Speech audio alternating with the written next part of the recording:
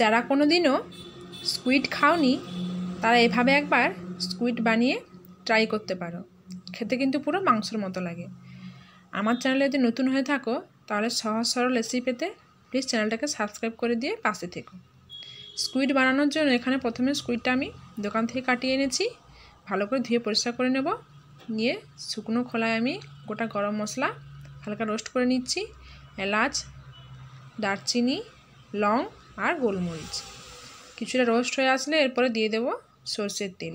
তেলটা নিজেদের পছন্দ মতোই দিতে হবে। দিয়ে এবারে ফোড়নে দিয়ে দেব গোটা জিরে। জিরেটা যখন ভালোভাবে ভাজা হয়ে যাবে এরপরে অ্যাড করে দিতে হবে পেঁয়াজ। পেঁয়াজটা হালকা করে ভেজে নেব।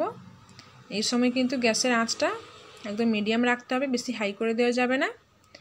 পেঁয়াজটা কিছুটা ভাজা হয়ে আসলে এরপরে দিয়ে দিচ্ছি কারি পাতা। কারি পাতা তোমরা চাইলে দিতে পারো, না চাইলে না দিতে পারো। কারি পাতার পেঁয়াজ কিছুক্ষণ ভেজে নেব। কিছুটা ভাজা হয়ে আসলে আরও এরপরে দিয়ে দেবো আদা রসুনের পেস্ট আর পরিমাণ মতো হলদি আর লঙ্কা পাউডার। লবণটা আমি পরে দেব, যদি ঝালটা বুঝে দিতে হবে। আর যদি একটু কালার ভালো বেশি করতে চাও সেক্ষেত্রে কাশ্মীরি লঙ্কার গুঁড়ো ইউজ করলে কালারটা ভালো হবে। দিয়ে এবার কিন্তু আঁচটা গ্যাসের কমিয়ে দেব। দিয়ে অল্প আঁচে ভালো করে যতক্ষণ না আদা রসুনের কাঁচা গন্ধটা মরে যাচ্ছে ততক্ষণ ভালো করে কষিয়ে নেব মশলাটা।